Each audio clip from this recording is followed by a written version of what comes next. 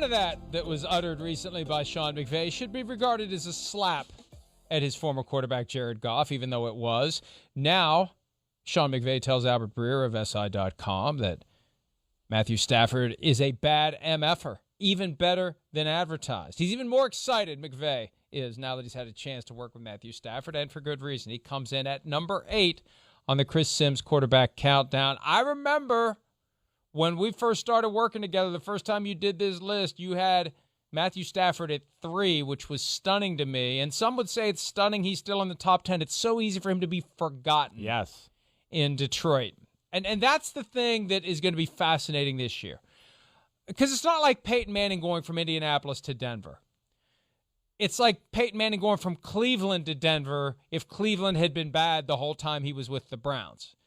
We don't know how this guy's going to translate to a good team because he's never really been on one. He had a few playoff appearances, but they've never won a playoff game. They won a playoff game in 30 years. So it's going to be a hell of an experiment to see what Stafford can bring to a team that got to the Final 8 last year with Jared Goff and John Wolford at quarterback. Right. I mean, got to the Final 8, but, that was one of the downfalls of their team. They had to, micromanage the quarterback position to get to the Final 8. I'm expecting this to be the year of Matthew Stafford. Yeah, I've been a big fan of him for a long time. The talent's real. He's like the poster child to say, you need a team. You need help around you. We've talked about this a million times. There's never been a running game. There's never been anything special to why people think Matt Stafford should have better results or more playoff wins. And that goes. But he had Ndamukong Suh and Calvin Johnson for multiple years. Okay, 3 guys, 3. I mean, we can't name anybody else. There's nothing else to talk about on the football team. That's it, 3. I can name other quarterbacks and go, you got 3 Hall of Famers that you throw the ball to. Or on this one side of the ball, you have 4 Hall of Famers. So that's where I know, and it's tough. But, he's an incredible, incredible talent and still one of the most game-changing arms in football. That's where Stafford is really special. He makes more off-platform, different platform, awkward throws that go unnoticed just because we're so used to seeing it, and we're thinking, oh, he's just doing it to be cool. No, he's not doing it to be cool. He's doing it because he always has to do it because his team hasn't been very good. He doesn't want to throw a 40-yard sidearm laser. He has to a lot of the times because people are around him, and he only has a window that he has to throw a ball from his right knee to get it 40 yards, and he does it. And we just, we don't even think twice about it. He's really amazing that way.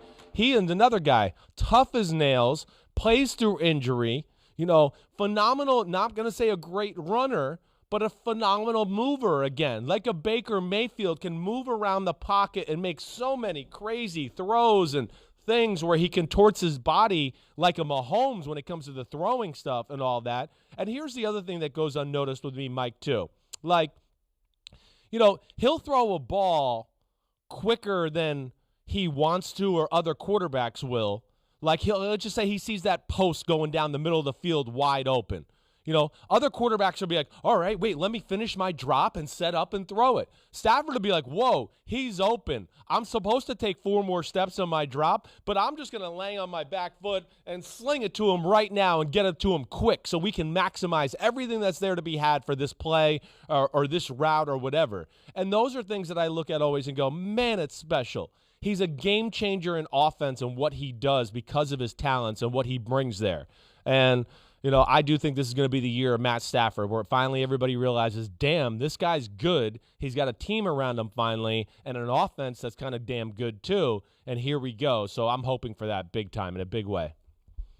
Very quietly, Chris, he's currently number 16 on the all-time passing yardage list, ahead of Dan Fouts, ahead of Joe Montana, ahead of Jim Kelly, ahead of Johnny Unitas. And this year, barring injury, he will pass Vinny Testaverde, Carson Palmer, Fran Tarkenton, and with 4,216 yards, he will pass Warren Moon and move into 11th all-time on the passing yardage list with one more year of 4,200. And he's 32. So, and he's got plenty of football left to play, and he could end up among the all-time greats by the time he's done. Has there ever been a guy, and I was looking at this list to try to jog my memory, a guy who spent so much time with a team that wasn't good, who got a chance to go to an elite team at this stage of his career. I can't think of another one where it's this stark. You put together those great stats with a team that's never won a playoff game during your career, and now you land with a team that just won a playoff game last year in Seattle, of all places, which is one of the toughest places to win, and got to the divisional round. This is unprecedented. It is. Unless I'm missing someone. No, I think you're right. It's unprecedented. Listen, this guy, I can't tell you how many coaches I talked to, and I know I've told you this behind the scenes, and I think we talked about it a little bit. Hey, when Stafford was made available, I think the league, when they started to study Stafford for the trade, and whoa, wait, Detroit's going to make him. I think the league was taken back by a little bit about how talented he was. I could say that. I've talked to 4 different coaches who were like, I always knew Stafford was talented, but, I don't study them. We're not in the NFC North, so I only see him every few years, all that type of stuff, where they broke down and studied and they were like, whoa, he's way better than I realized, way better than the public gives him, credit for. And, again, just think this is what Matt Stafford does a little bit. Kenny Golladay was hurt most of the year last year. Marvin Jones is up there in years, banged up a little bit. There's no run game, not a special line, below average defense. I mean, nothing to talk about in Detroit. Nothing. And you look at their schedule, and I just want to go first off and people and just go like, well, what games were they supposed to win? Tell me what team you thought that they were better than. And then I sit there and also go, this is what a Matt Stafford can do. And, people will get lost and go, well, they're 5-11 or whatever else. I would go, well, they were going to be 2-14 if it's not for Matt Stafford and things like that. But his ability to make magic, I mean, they were 5-7 at one point during the year. Had just beat the Chicago Bears, who were 6-6, who have way more talent on their roster than the Detroit Lions. Way more. But the greatness of Stafford almost made it look like those teams were equal. And that's what a great quarterback can do. But they've been so bad, we can't even see what he's all really about. And I'm hoping this is the year. Okay, 2 questions. Yeah. First, if you're the 49ers, right, would you rather, and here's the 2 deals that you possibly could do. Would you rather 3 first-round picks and a third-round pick to move up to get Trey Lance, or 2 1s and a 3 and Jimmy Garoppolo to get Matthew Stafford? Oh, I would have gone. You know what I would have? I would have gone that second option. Yeah, I think Matt Stafford is just.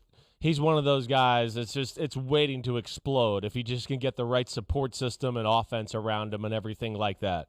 So, yeah, that would have been my choice. And especially like, we talked about a few minutes ago, it's a guy that's 32.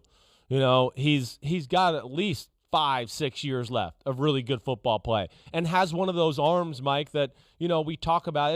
It's never going to die out. He's going to be 78 in a rocking chair and still going to be able to throw balls. And, you're going to be like, whoa, Matt Stafford can still throw the football. It's a timeless arm. And he's got unbelievable playmaking ability. And that's where I think you see, the McVay stuff where he's like, I'm happy and all this stuff because he's practice is better. There's laser beams going everywhere. They're accurate. They're on money. And now he doesn't have to worry about, I can't call this play or I can't do this because my quarterback isn't great at throwing this right. There's no limitations. You've taken the handcuffs off of Sean McVay to where now he is back to being a mad scientist going, this guy run this way, this guy run that way. I don't even have to worry. He's 74 yards over here. Who cares? Stafford can throw it. Let's draw the play up. Let's do it.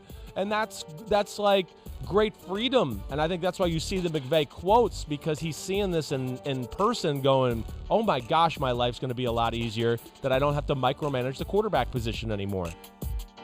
And I agree with you. If I'm the 49ers, I'd rather have Stafford and also unload Jimmy Garoppolo. And frankly, I think that they probably could have gotten that deal for less than 2 1s and a 3 in offloading Jimmy Garoppolo, because Jimmy Garoppolo, arguably more attractive, given his contract, than Jared Goff.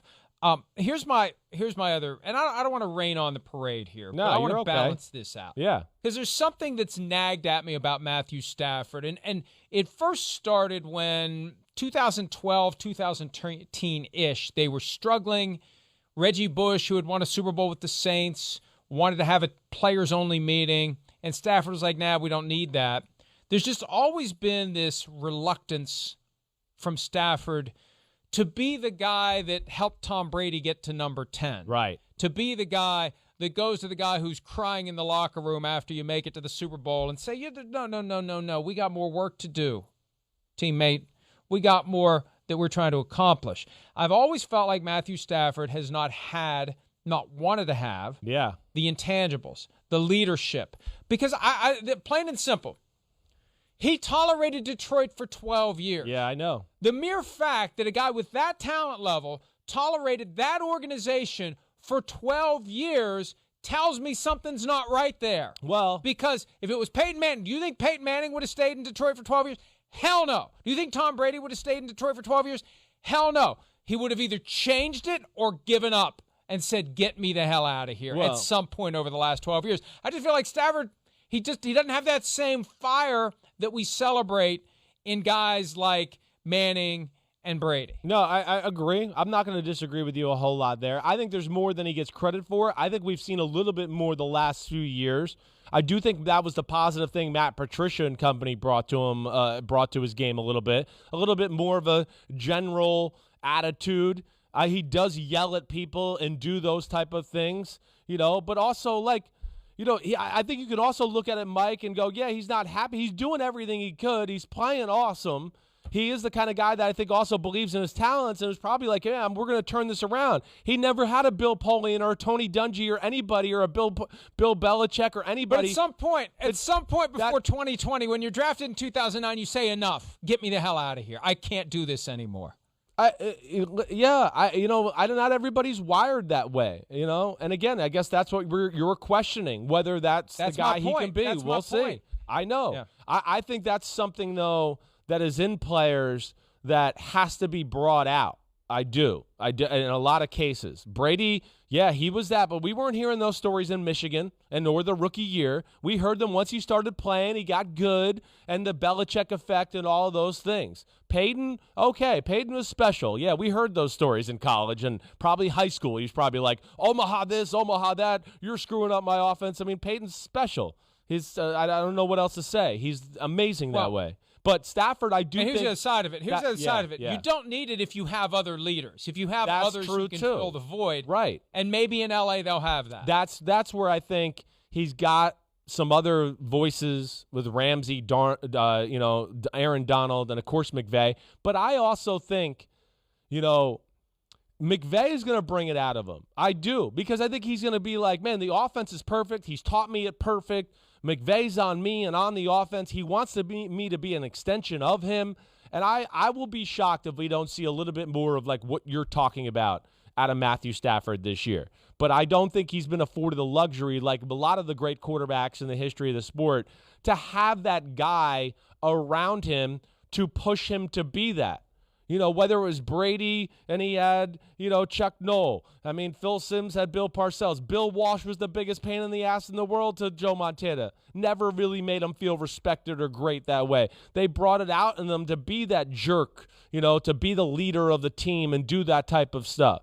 And that's where I just look at him and go, he's never had anybody like that. Never a great offensive mind. Nothing special ever has been around except for Calvin Johnson and Ndamukong Suh, and that's just not going to win games for you two other guys. Hi, I'm Mike Tirico, and thanks for watching. Make sure to hit subscribe for the latest news and highlights from NBC Sports.